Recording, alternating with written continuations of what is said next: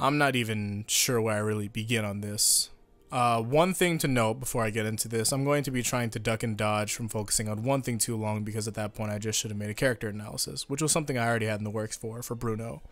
When I had first seen Bruno with this whole interaction with Giorno, I originally saw an extremely wrathful man. I believe that, that this is going to be one of those guys, or well, one of those bosses that gives people a hard time. But as soon as him and Giorno found even ground, and Giorno was introduced to Passione, it was a whole different take. There was business Bruno, and then there's family Bruno, the one we see with Passione. When there's a job at hand, both Bruno and all of Passione dust off and get to business, but everyone has a different way of doing it. And Bruno's way is probably one of the bigger reasons why he's the best boss possible for everyone. When Mista and Narancia get serious, at times it really just looks like them, but just more lethal. They still mess around at times, even if they're on the winning side. And when they're on the losing side, there's times where they just get extremely overwhelmed, but they do come out of it.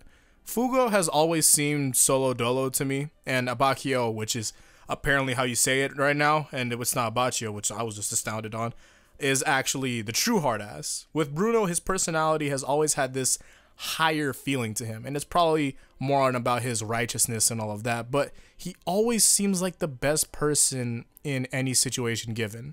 When he speaks, it's time to listen. When there's orders being given, those orders are taken with no question, unless they're actually extremely odd for the situation at hand, and the whole group will start asking about it, or it's a situation to where it's just Narancia and Mist asking some regular questions about a normal mission. When you need help, you go to Bruno, and when you're down on your luck and there's no one to look to, Bruno is actually there. He's the ideal gangster, and that was a big thing back in the day. Bruno is a man of his friends, man of his people, his community, all of that. And to me, a big thing about Bruno being in charge, it's that it's not just a handed position, and he's not the worst person to everyone. Him being in charge is more so that he's just genuinely the best person for the position out of the whole group. And with how he is, he has all that's wanted in a boss. You want someone that has that level of discipline that's required. Compassionate to both the teams and the people, intelligent, determined, and a few more attributes that, while they are in the ideal traits of a boss, they're what makes up the Bruno that we know. The more personal Bruno holds on to a lot of his core traits, but you see the more passionate area of him when his boss character starts cracking a bit. And also, some people might say that's actually not sense of cracking. It's actually a different set of boss, of where he's being the boss of the situation and directing it how he would want to. But even if he was cracking, that's not a bad thing anyways. If there was something that's genuinely hurting him massively, I would want him to show his feelings about it. The most notable passionate Bruno example, which is also one of my favorite moments of his character, has to be when Diavolo was trying to take out Trish. The whole "you'll never understand how I feel" and everything that went into that, it would, man, that's some good ass shit, man. I'm telling you, it was really good for his character. I was losing my mind when I was reading that for the first time. On moving away from that note, I also feel like there's supposed to be this connect and contrast between Bruno, Giorno, and Diavolo, which would be massively interesting because of the whole primary colors thing we have going on with them. Connections to things like the approaches of how bosses are and can be, how your past makes you, and other things like that. It sounds a bit out there, but I promise to elaborate it in the future. But for now, what I have is between Bruno and Diavolo, and you see exactly why they are how they are. It's a different take between living for the greater picture and keeping it all to you because the world is a difficult place. Diavolo is more up for interpretation because we have to think about who the original one is between his two selves, whichever it was, it can enormously change the analysis of it all, whether it started off with Doppio first or Diavolo first. So that's why I was more so debating on when to talk about it. On the note of symbolism, there was also what took place after the interaction between Diavolo and Bruno that made me think in the same over-analyzing way that I usually do, that there's symbolism in what took after. Now, obviously, if you're watching this, I would be expecting that you read part 5. I usually don't worry about spoiler warnings because I expect people that would have watched or read whatever I mentioned beforehand if it's an in-depth thing. But to cut it short, yeah, I'm going to be talking about something that happens in part 5 and it's important. I care a lot that you don't get spoiled, especially since it's a huge thing. I mean, you're going to be seeing manga panels here anyway, so I don't know what to tell you. So if we're good, then good. So after the interaction between Diavolo and Bruno, we still have Bruno living on, but not exactly. I was thinking that there would be symbolism in him being dead but still alive for the group. There probably is. That's just me looking into it.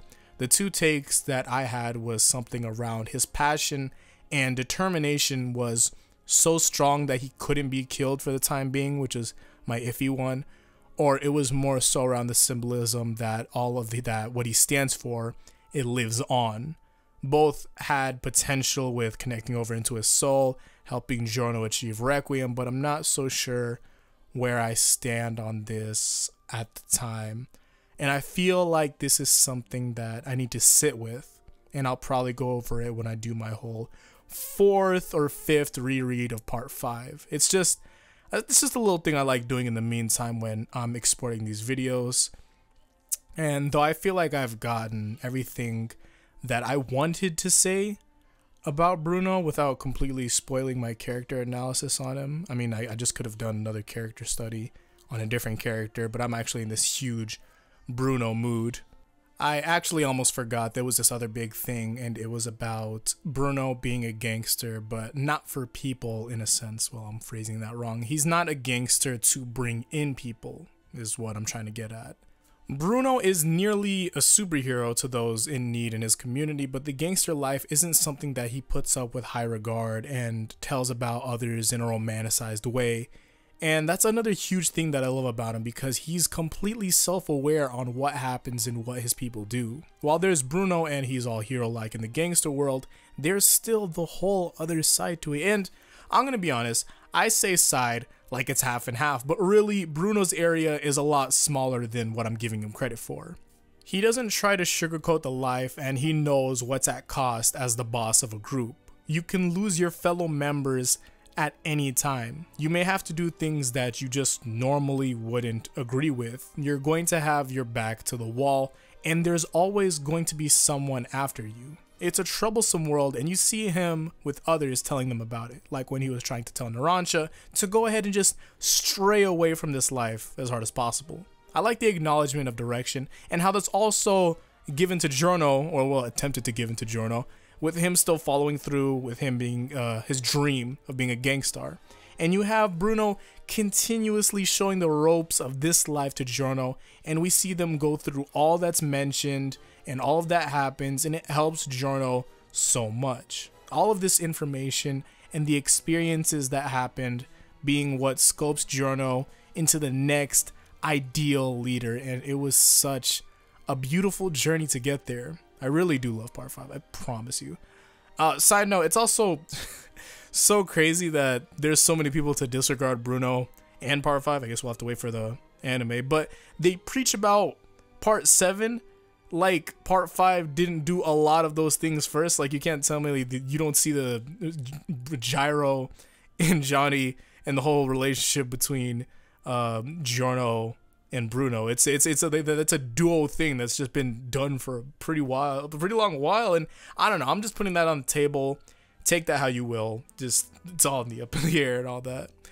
Thank you all for watching. I like the feeling of just talking about characters that I've had in mind, but the next ones, or the ones after the next one, is the videos. It'll probably be something that's been requested for a while, so whatever that is, leave a comment and I'll see what I can do. Just make sure you go to TBDtype.all in the comments, and I'll be sure to check it. I'll see if I can do that there. You can catch up with me in my media. I actually had a video going up on my second channel while this one went up, and I don't know, I'm not one to debunk really, but that's I did a debunk that's on my second channel, so if you guys do want to see that, that's going to be there. I'll put it in the end cards, so hopefully I'll see you all in the next one. Until then, peace out and Godspeed.